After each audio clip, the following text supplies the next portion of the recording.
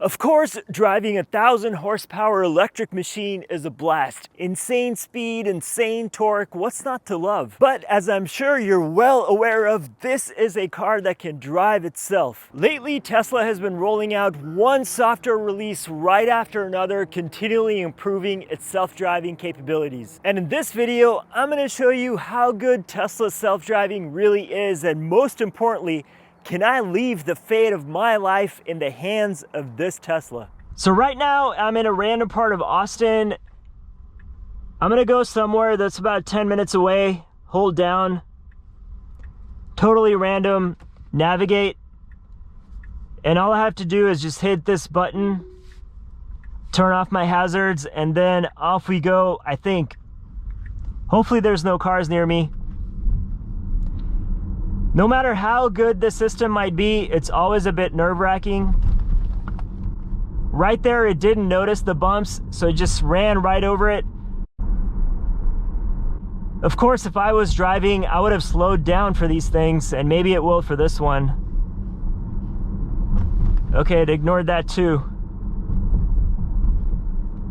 I'll tell you what, self-driving will kill your suspension if you're not careful.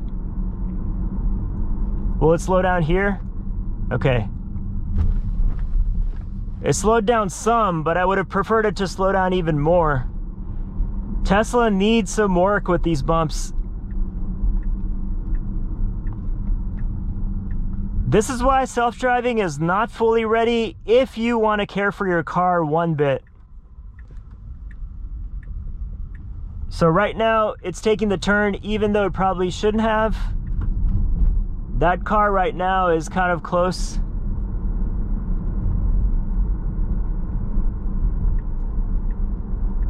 It's not doing as good as I would have wanted it to. It needs to be a bit more of an expert driver and a little more cautious.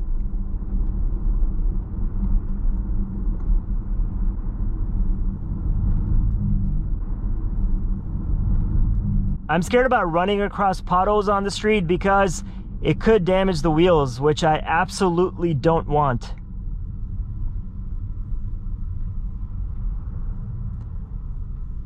With construction cones and construction areas, things always get a little bit tricky just because I don't know how good the intelligence on this thing is and how updated the maps are to be able to drive around it properly. I'm sure it can see a lot of these things on the road and the signs. So far, it's doing okay. A little bit narrow. And as you can see, hands-free driving.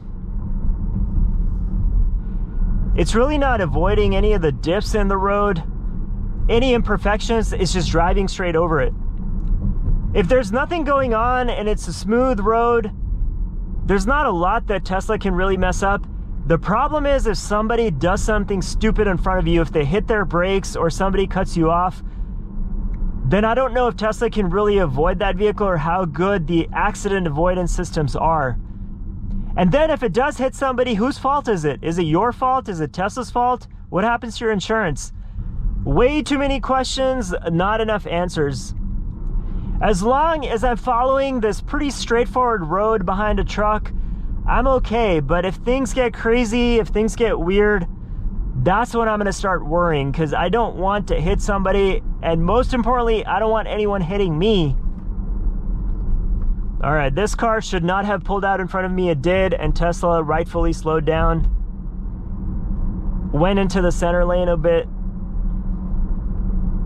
So far, so good. Check mark for avoiding hitting that car. I have driven before with the self-driving feature where it ran over plastic bags, although I would have tried to avoid it personally. I think it's making some decisions on what to avoid and what not to avoid.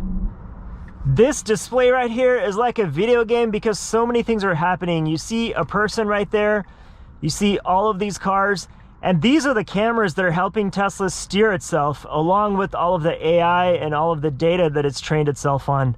And this is just getting better and better with more people that use the self-driving and the more miles that are put on it. It's just learning and making itself smarter.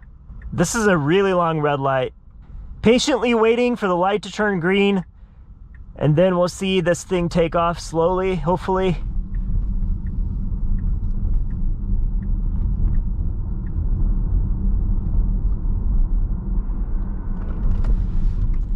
It just slammed on the brakes right there because the lights turned yellow. The scary part about that is if somebody was behind me that wasn't ready to slow down and hit the brakes, they would have literally just ran into me right there. I wonder how it handles yellow lights. Surely it can't be braking at every single yellow light. Sometimes it should just go through it. Maybe that's some intelligence that Tesla is continuing to get better at. Here we're going to be taking a right turn at a red light. I hope the cameras and sensors on this thing are good where it can watch for traffic.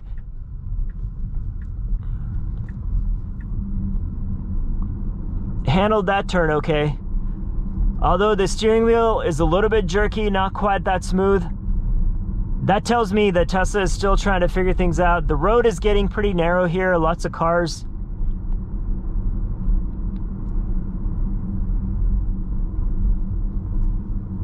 If any dog or animal happens to run across, I hope Tesla slams on its brakes. Okay, so I've arrived at my final random destination.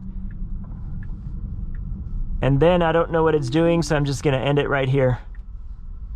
As impressive as it is for this car to pilot itself, until they figure out how to avoid potholes and bumps in the road, I'm just not gonna feel totally comfortable letting this thing drive me around. And in cases where there's heavy traffic, where it's not exactly clear what the Tesla should do, the steering wheel starts to move like crazy left and right, like this thing is starting to lose it.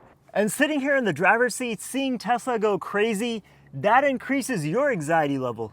And it feels like you're in the hands of a 12-year-old driver instead of an experienced 40-year-old one. Until I feel like I'm being piloted by a really good, talented Tesla, I just don't think I'm gonna feel that comfortable. Hey Tesla, can you please get better at this? The way Tesla improves self-driving over time is getting all of that data from all the Tesla owners, so the more millions and billions of miles of driving data that it gets, the better the self-driving becomes. And that way, this robot just becomes a better robot, and eventually self-driving will be just as good as a human driver. For now, I'm just going to be using the self-driving feature in stop-and-go traffic and on freeways, on road trips, and between long stretches of road. For those kinds of things, this is perfect. If there happens to be an accident where you're not driving the car, but Tesla is driving itself, in that case, just run. If the cops come after you, just blame it on Tesla. Until self-driving gets amazing, I'm mostly gonna drive this car myself because 1,000 horsepower.